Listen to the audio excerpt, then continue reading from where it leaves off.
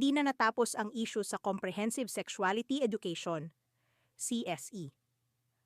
Program na dinagdagan pa ng samut-saring opinyon ng publiko.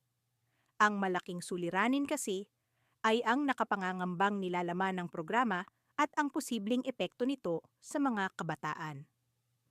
Kung tutuusin, hindi na dapat pinatagal pa ng DepEd ang pagsusuri nito upang maagang natiyak ang kaangkupan ng CSE sa Responsible Parenthood and Reproductive Health Act of 2012. Ang ganitong uri ng issue ay binubusisi at hindi isinasawalang bahala.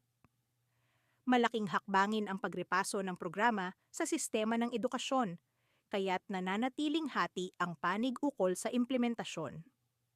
Sa panig ng pagpapawalang bisa, pinangangambahan ang posibleng maidulot ng CSE sa mga kabataan, lalo na ang mga konseptong hindi tugma sa edad ng isang mag-aaral.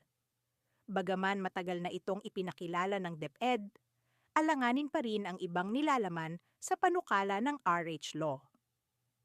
Kung ipagpapatuloy naman ang implementasyon ng CSE, kinakailangang akma ito sa pagpapahalagang moral ng mga kabataan. Sa totoo lang, kung magiging maganda ang resulta ng pagrerepaso, magdudulot ng dagdag kaalaman ang programang ito patungkol sa pagpapahalaga ng kalusugan at sexualidad. Kapag nasunod din ang layunin ng RH Law, mas magiging katanggap-tanggap ang mga konseptong pinaghihinalaan ng publiko. Huwag dapat magpaapekto si DepEd Secretary Sonny Angara sa iba't ibang panig ng publiko. Gawin kung ano ang nararapat para sa ikabubuti ng edukasyon at ng mga mag-aaral. Dahil kung magpapabaya, mawawalan ng silbi ang mga pinaghirapang proseso at panukala para sa kaayusan ng CSE. Dagdag pagpaplano at mas malinaw na panukala ang kinakailangang tugunan ng DepEd.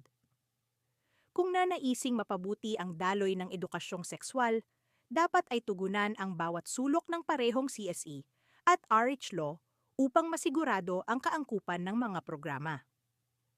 Sa bandang huli, ang mga mag-aaral naman ang makikinabang sa kakalabasan ng implementasyon, kaya't ayus-ayusin dapat ng DepEd ang kanilang isasagawang hakbang upang maiwasan ang palyadong desisyon.